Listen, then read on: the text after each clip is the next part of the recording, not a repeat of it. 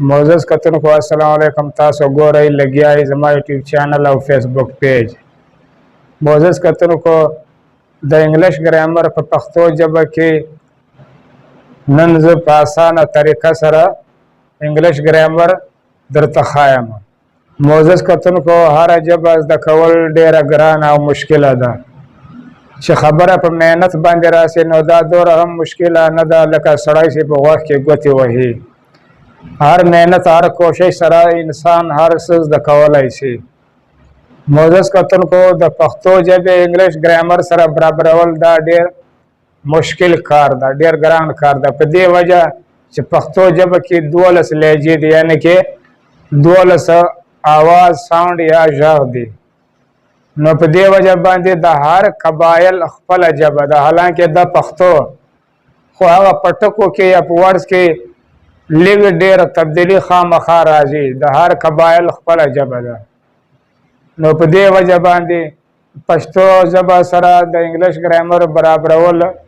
लिग डेर अवका या grain car दा मोज़स कतर को दा वीडियो दार क्लास तालिब इल्म खागर रेगुलर भी या प्राइवेट ही पासानी सर इंग्लिश या इंग्लिश ग्रामर दखवाला ऐसी राजी चे शुरू एकड़ो 3 main aspect of English grammar द्रे घट अड़ख या बरखे या तरीके द इंग्लिश ग्रामर एस्पेक्ट मतलब द अड़ख बरखा या पहलू। Every language has many aspect but 3 of them are main aspect. दहारे जब डेर अड़ख दी यानी कि दहारे जब जकवलो डेर बरखे तरीके दी हो दे की द्रे घट अड़ख यानी कि द्रे घट तरीके दी हाकुम दी नोहा दागा दी। नंबर 1 steps for learning English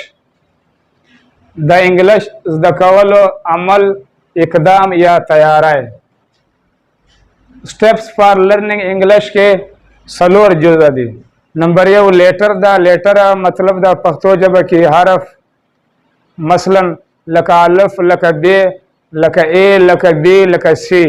no देता पे इंग्लिश जब की लेटर हुआ पख्तो जब की हरफ होता हुआ और स्टेप्स फॉर लर्निंग इंग्लिश के दोम कुम से जुज द आ दे वर्ड्स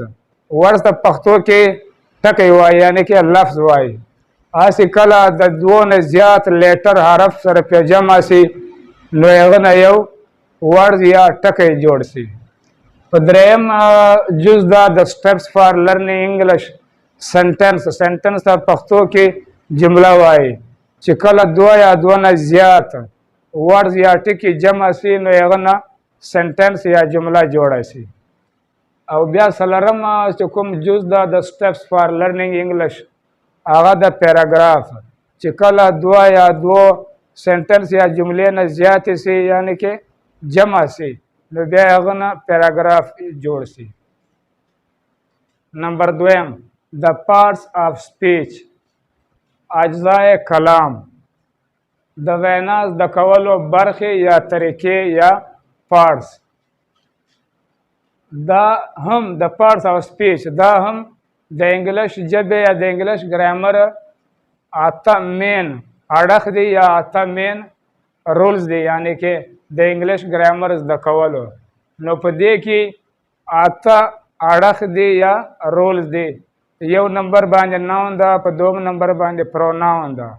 द्रेयम नंबर बांधे प्रेपोजिशन दा सलरम नंबर बांधे वर्ब दा पेंजम नंबर बांधे एडवर्ब दा अशपगम नंबर बांधे एडजेक्टिव दा पवम नंबर बांधे कंजंक्शन दा उपातम नंबर बांधे इंटरजेक्शन दा। नंबर 3 टेंस टेंस ता पख्तो जब के ज़माना वाई या वक्त वाई तो दे टेंस के द्रे मेन पार्ट्स यानी कि द्रे मेन जुज दी अड़ख दी बरख दी अगतवाई द प्राइमरी टेंस कुम दी पावल नंबर बांधे प्रेजेंट दा प 2 नंबर बांधे पास्ट दा प 3 नंबर बांधे फ्यूचर दा नो ब्या प दे की यानी कि प प्रेजेंट या प पास्ट या प फ्यूचर के सलोर जुजा या बरखे या अड़ख दी नो इख्ता सेकेंडरी टेंस वाई او هغه ته ورب هم وای. نو هغه کوم دی؟ هغه د یو نمبر باندې انډیفینټ، په دوم نمبر باندې کانټینیوس، په دریم نمبر باندې پرفیکټ، څلورم باندې پرفیکټ کانټینیوس. نو دا څلور ورب یا ورک دا به د هر ټنس سره راځي، یعنی کې د پریزنټ سره هم راځي، د پاست سره هم راځي، د فیوچر سره هم راځي. معزز کتونکو، ټنس د انګلیش ګرامر یا د انګلیش ژبې دا جسم ده. په دې وجه چې موږ کومه هم خبره کوو نو د هغه تعلق دې ټنس سره وي.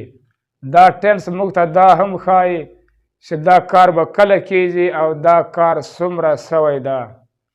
نو انشاءالله مخکنی ویډیو کې به نمبر 1 سټیپس فار لرنینګ انګلیش به په مخکنی ویډیو کې په تفصیل سره زده کوو. دا د ویډیو پای. معزز کتونکو، زما یوټیوب چینل سبسکرایب کړئ او په آل باندې ضرور کلیک وکړئ او ورسره لایک یې هم کړئ. انشاءالله مخکنی ویډیو کې به اسپیکټ نمبر 1 سټیپس فار لرنینګ انګلیش په تفصیل سره زده کوو. تر هغه پورې د الله په امان.